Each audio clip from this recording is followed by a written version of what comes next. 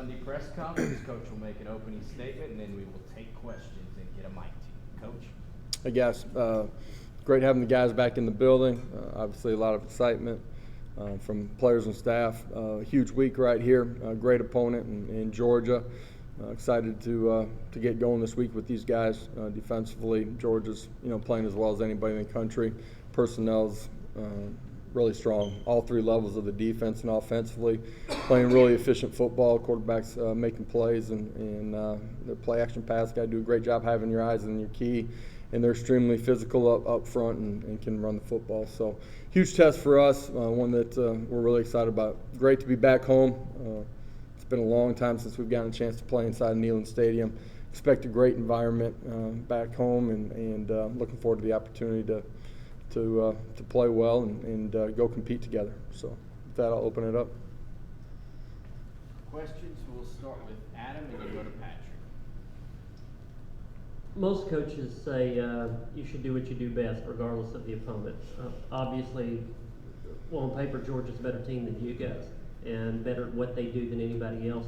What's the temptation like to get outside of the box to do something different this game versus just doing what you guys have done all year schematically? Yeah, we change every week, based on what you see from the other side of the ball, personnel matchups, put your kids in the best position, you prepare in a great way, have a great week of practice and finish it the right way, and then go let it go play on Saturday. You play every game 10 times, it unfolds differently every single time. So prepare in a great way and then react to how it's different. And, I thought last week there's some things in our game plan that were different, and our kids adjusted extremely well in all three phases of the game.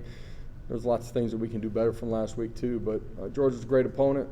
Our guys are going to be ready to go compete for 60 minutes. I have no question about that with this group. I love competing with this team. Josh, this was announced late last week, but obviously there's a lot of talk about on Saturday night, but just the investigation being over with and no bowl ban, just kind of, I know that's just maybe the next step in the process, but what's maybe your reaction to that step being taken? Yeah, for sure. For our staff and players, I've said it from the time that I've gotten here, really believe that this was just going to be a speed bump for our program, and the kids that are here and the kids that we recruit are going to have a chance to go continue to compete for championships, and fully believe that. I think it's really unique that our university found out about what was going on, reported it, and has been transparent from the very beginning. And for our kids, I think it's really important that we're able to move forward. Rob and Wes. Coach, so much was made Saturday night about the time of possession discrepancy. Do you care about that at all? When you scored 45 points and 46 plays, you think about it? Say that last. You scored 45 points and 46 plays. Would you do that? Care about time of possession at all with regards to the rest of your defense? I think you care about time of possession in the situation where it matters. When it's time to drain the clock, then it's important that you're able to do that and play situational football end of halves, end of ball games. The score predicated that you continue to play the way that you're able to play. The other night, just a really unique way in which the game unfolded, right? I don't know, there's 2 touchdowns and 4 plays maybe. We got a huge play down the sideline with Jalen on play 6, I think, and end up fumbling the ball. Just the way the game unfolded for us offensively was really unique with all the explosive plays that quickly in the football game. And then vice versa, defensively, they were pounding the football and getting, small chunks, 3s and 4s and 5s and converting on third down where, the time of possession just became what it was in the first half in particular. Josh, has anything about Hendon Hooker, either as a player or a person, sort of surprised you? I know that, he's been here, I guess, since you've been here on day one, but anything that's sort of surprised you about him? No, I just think what's striking about him is his maturity on and off the field and just the way that he handles himself as a person, and then that factors into how he prepares and handles, positives and negatives during the course of a given day, a practice, a game. I think the thing that's striking to me, and you don't know it until you're with them in those environments, is just the competitive nature of him, and I think you guys can see that in the way that he plays. Austin, then Vince. Much like as a coach, you can use playing freshmen early as an indicator for when you're recruiting other kids. Do you feel like you guys will be more attractive with portal kids just because you're able to show, hey, Brandon Turnage was SEC Defensive Player of the Week.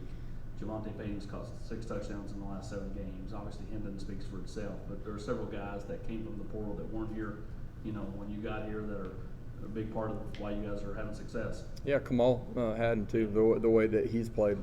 The guys that have come here to restart their careers in some ways have found a bunch of playing time and a bunch of success. I think it speaks to the culture that we're building with the guys that have been here the entire time, foundation of who we are and what we are inside of the locker room, the accountability and demand from each other that they're going to do things the right way. But then I think it speaks to what we're doing schematically and our coaching staff being able to get the best out of their players and put them in a position of success. Josh, with the pace you guys go on offense, how does the administrative work with communication for potential replays, especially if it's something that maybe doesn't go your way offensively? With all things considered, you want to keep that tempo as well. Yeah, if you feel like there's something that is important and has a chance to be replayed, you typically slow down in those situations to give those things an opportunity to happen.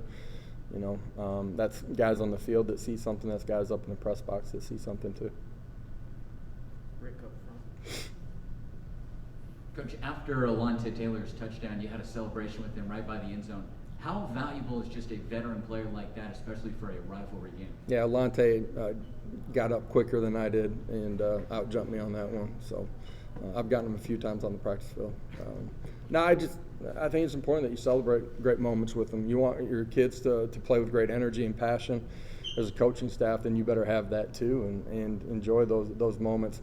Huge play by him. Changes the way the game unfolds the rest of the way. Great decision and the game within the game, making it look like a soft corner, then rolling late, seeing the hand separate from the quarterback. Huge play by him and those are great moments. Brett and Ben. Coach, you had 2 kickoff returns on Saturday night for over 30 yards. What's the protocol for Vegas back there? Does he have the green light, or is that something that's determined by you guys on the sideline on whether or not you're going to fair catch that? Kind of what's his options back there? Combination of both. The depth of the kick is going to matter too, right? And the decision of when you're bringing it out. Thought Coach Eckler and our special teams, our return unit, did a great job of adjusting. It's a guy that I think 91% of his kickoffs have been touchbacks, and we're able to create a big play with Velas, get the ball out to the 50 with the penalty, and then Jimmy in our front line do a great job of adjusting to a sky kick, and he brings it out to the 50. Those were huge momentum and field position plays in the game. Talked about that with the guys today. Last thing too, on the running back situation, do you feel pretty optimistic where you are with Jabari and Ty? I know they didn't finish the game Saturday. Yeah, I think the guys that got nicked up during the game, Jacob Warren too. We'll find out more as we go through the week, but I feel like those guys will be in a position to help us on Saturday. But we'll find out more as the week goes on. Josh, when you went back and watched the film and talked with Coach Banks, did you all feel like guys were in position defensively to make plays and they just missed tackles, or was it a combination of missed tackles and not being in the right place? Yeah, majority of it was missed tackles. Some of it's those guys, pushing and falling forward, hitting them at 2 and it being a 5-6 yard gain. Their offensive line, their tight ends, extremely physical. Their backs ran with great pad level too. We got to do a better job this week. Eric and Adam. Georgia in the front 7, they like to stand up, sometimes go from a 2-point stance, move around, try to confuse the offensive line outside of just being really good to begin with. What have you seen from that unit on tape, and what's the challenge for your big guys up front? It starts with the personnel. They're big, long, physical, athletic. They play with speed. They do a great job of retracing on perimeter screens. You see that show up. When you think you got space, it closes down pretty quick. I don't care if that's in the core or out on the perimeter. They're able to rotate a lot of guys too. The depth of their football team is a big part of their success.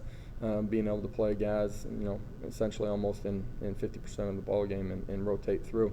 For us, we got to do a great job of getting hat on hat. We got to be physical. That's on the perimeter. That's in the core. We got to do a great job of communication too in their third down package. How much of Georgia's defensive success is based on what they do on first down, getting teams into a bad down and distance? That's a huge part of any defense, right? Where you're playing on your terms in third down in particular, and you know what's coming. You got a chance to pin your ears back and get after the quarterback. They've done a great job of creating havoc and flipping the way the game's played. You look at the Florida game; it's 3-0 with 2 minutes to go in the second quarter, and it's a 21-point burst of points by them in the last 2 minutes. Go to Madison in the back. Coach Hendon Hooker was named the SEC Offensive Player of the Week. Kate Mays was named Offensive Lineman of the Week. When you look at what Mays was able to do, he played every single snap, didn't allow any pressure on Hendon Hooker. How much of Hooker's success would you contribute to Mays in the offensive line? Yeah, if a quarterback's playing well, there's 10 other guys around him doing their job at a really high level. Starts with the front five. Cade has continued to get better, in my opinion, as the season has gone along. I know he missed a couple of weeks in the middle part of it, but he continues to get better and better every single week. Getting him back last week was a big part of our success. Congratulations to him on the individual recognition, well deserved. And at the same time, Hendon, I think being decisive, understanding your reads, getting the ball out on time, you get a chance to help cover things up too when it's not right, and some of his scrambles, and so those two things play off of each other.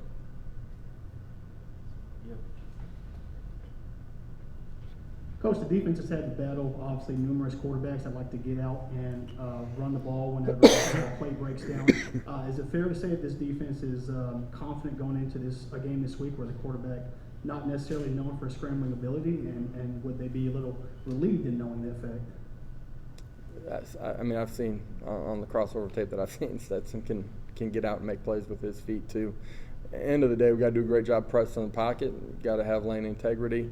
Our defense will be confident going into this football game. Go back to the back. Coach, you talked about Heupel and his competitiveness, but About who? I'm sorry, Hendon Hooker. I'm competitive too, though. You are Yeah. competitive, definitely. But you spoke about Hendon Hooker's competitiveness. We don't really get to know these players all that well off the field. So, how would you best describe Hendon Hooker as a personality off the field?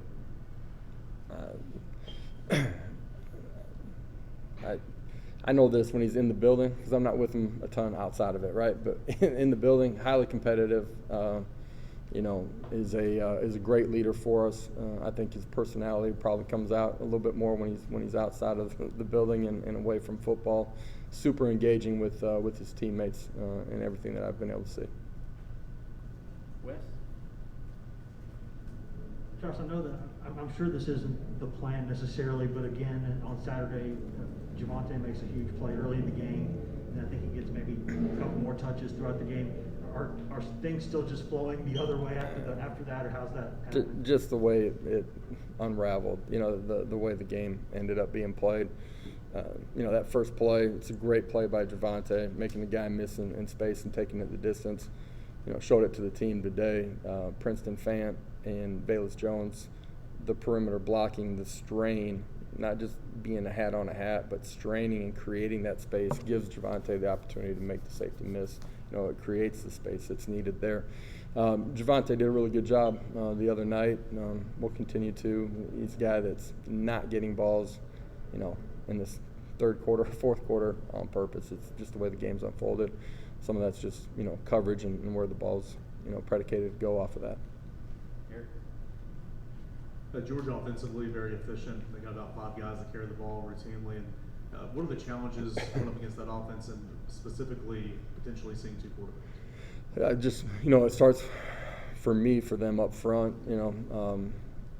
Physical tight ends, physical offensive line, really good depth and athleticism and physicality from the running back position. And then they're tight ends being able to be a big part of the passing game and play action pass. Good perimeter players too, and the quarterback that's playing super efficient. You got to defend it all. It's not just one thing. You got to be able to hammer the run game though, and try to get them off schedule and get off the field on third down. Finish with Patrick. Coach, you guys got Elijah Simmons back on the defensive line in that game. Looked like he maybe made a little bit of a difference against the run when he was in there. Just how important was that, and how much you guys need him to work? Yeah, great to have him back in a position where he can go play. You know, for him, when he's able to go, he's got the ability to dent things, in particular on first and second down, and change the track for the running back and change the line of scrimmage. You saw that during the course of the ball game when he was in there. All right, thank you. Players shortly.